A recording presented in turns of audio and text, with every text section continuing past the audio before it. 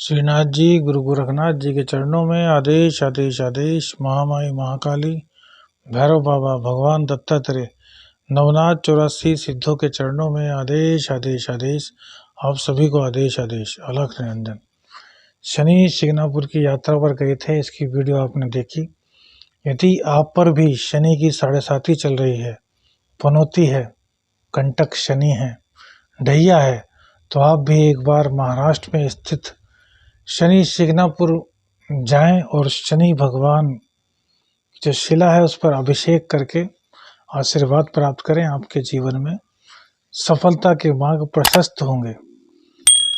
बात करते हैं अप्रैल महीने की कि अप्रैल महीने में कैसा रहने वाला है आपका भाग्यफल। मेष से लेकर मीन तक चर्चा करेंगे, जुड़े रहिए हमारे साथ।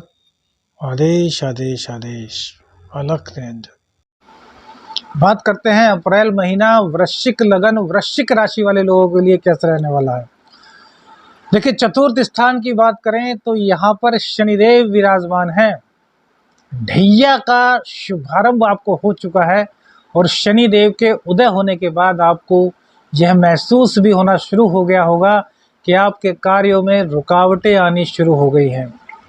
जो काम आपका एकदम हो जाता था वो 3 दिन में नहीं हो रहा, 13 दिन में नहीं हो रहा, 23 दिन में नहीं हो रहा। आप परेशान हैं, चक्कर काट रहे हैं, लेकिन कार्य है कि बनने को तैयार ही नहीं हो रहा।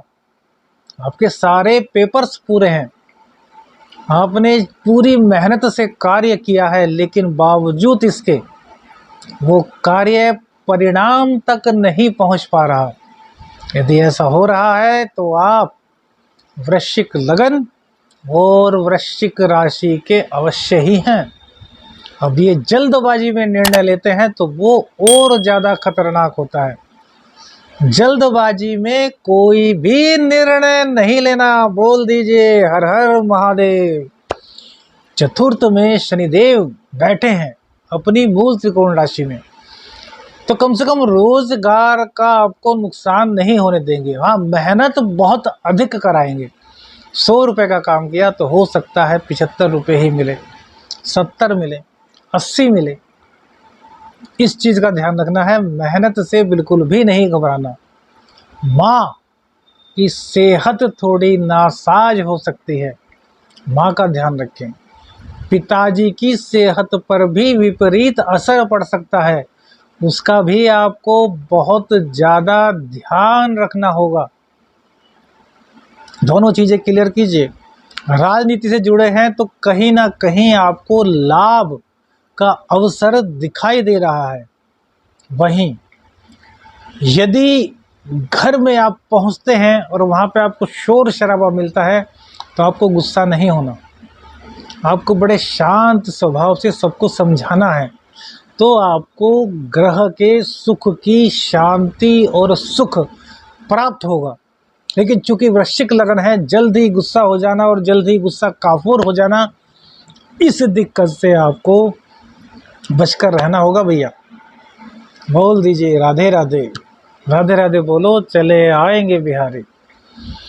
बात करते हैं पंचम भाव की, तो पंचम भाव में सूर्य और गुरु विराजमान है। गुरुदेव अपनी ही राशि के हैं, जो कि अब 22 अप्रैल को राशि परिवर्तन करेंगे और मेष राशि में आ जाएंगे। लेकिन चूंकि जो गोचर 1 अप्रैल को बना है, उसके कारण बृहस्पति देव आप पर कृपा ही बरसाएंगे। धन भाव के और पंचम भाव के स्वामी अपने ही घर में बैठना ज्ञान के बल पर धनार्जन का संकेत है। आपके मन में अचानक से कोई नया आइडिया आएगा, उसको इम्प्लीमेंट करना बहुत जरूरी है। उस आइडिया को पैसा मत लगाइए, 5-7 दिन देखिए कि जो आइडिया आपने क्रिएट किया है उस आइडिया को आप कितने लोगों तक पहुंचा पा रहे हैं और कितने लोग उस आइडिया की सराहना कर रहे हैं। यदि सराहना कर रहे हैं तब धीरे धीरे पैसा लगाना शुरू कीजिए, लाभ मिलेगा। लेकिन ढैया है तो भैया दूरगामी परिणाम मिलेंगे। तत्काल परिणाम की अपेक्षा को आपको छोड़ना होगा। बात बहुत गहरी बताई है। लाभ मिलेगा लेकिन थोड़ा संभल के मिलेगा। राहु, बुध और शुक्र छठे स्थान में बैठ गए हैं।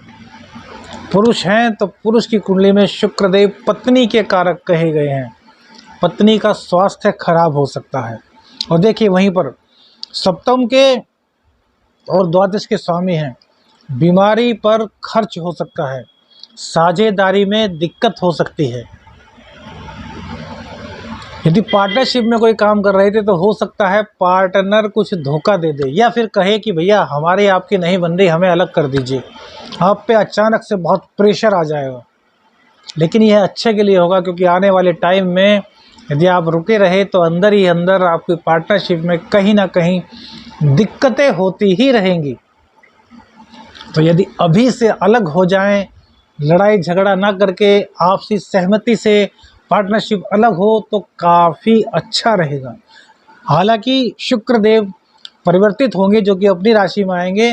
हो सकता है नया पार्टनर भी आपको मिल जाए, लेकिन अप्रैल के गोचर की जो बात कर रहे हैं उसमें इस चीज़ से आपको सावधान रहना होगा। पार्टनर पर ध्यान रखना होगा।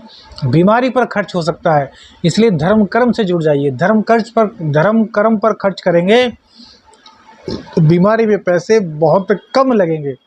बड़ी बीमारी छोटी बीमारी बनकर चली जाएगी।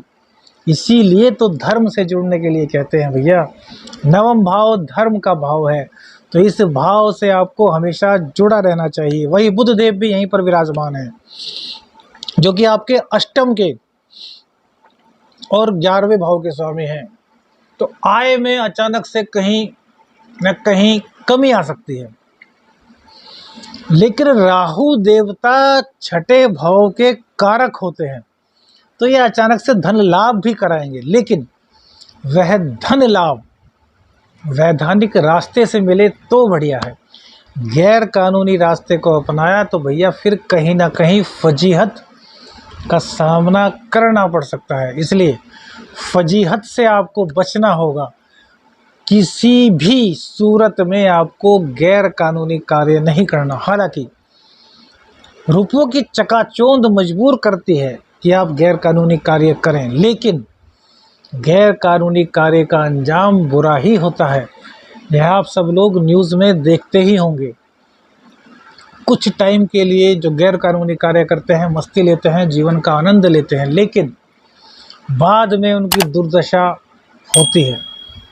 उनके परिवार वाले तड़पते हैं कि यार क्या किया इन्होंने, उस टाइम इनको समझाया होता तो शायद आज यह स्थिति ना होती। तो वो स्थिति ना बने, इसलिए अभी समझ जाना बहुत ही ज़्यादा आवश्यक है। मंगल देव 8वें स्थान में बैठे हैं, जो कि आपके छठे भाव के और आपके लगन के स्वामी होते हैं। मंगल देव चूंकि यहाँ के